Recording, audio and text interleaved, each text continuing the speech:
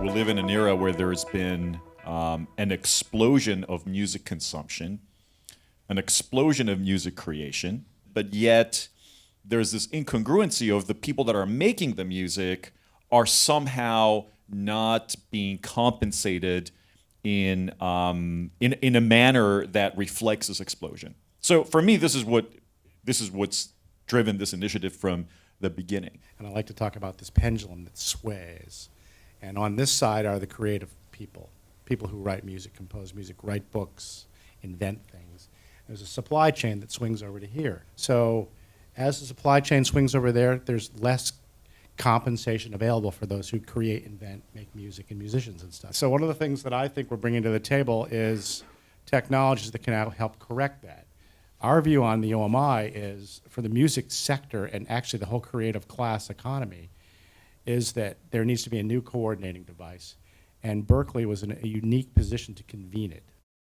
So the challenge that the industry has is that there is not a single uniform way that the industry can identify ownership of an asset, a song, a recording, across the entire value chain that we call the music industry. So unsurprisingly, because of the lack of a shared architecture across this ecosystem, a lot of money that ought to be driven to the people that are making it doesn't really find its way to those people. In an industry like the music segment, there's all kinds of data, and we do have standards that exist and are highly relevant. DDEX as an example. So the OMI throws the party that allows everyone to participate. This new technology, blockchain, because it records transactions in a way that's inalterable, you're able to track origin and all the different people that have been involved in the creation of something new. But we're not there yet. We're starting at the very beginning, which is saying, well, let's just all agree to build this shared architecture around this technology, and then on top of that, we'll innovate. What's been interesting to us then is to get involved and say, how can we make behaviors more transparent? How can we help build trust between all the parties involved so that we can get to a better business model? In open music right now, we're at 120 companies. This involves all the three major labels, Sony, Universal, Warner, big music publishers like BMG.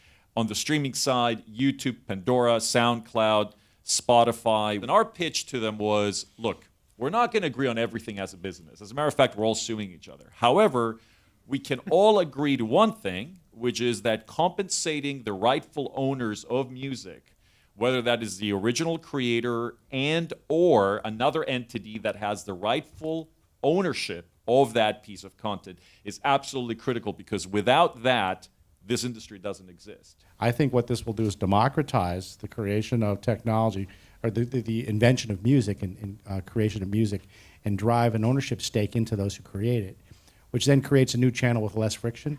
At the end of the day, I love the pendulum thing. It's swinging back over here, and that's where it needs to be. And then guess what? We're going to have more wonderful music to listen to.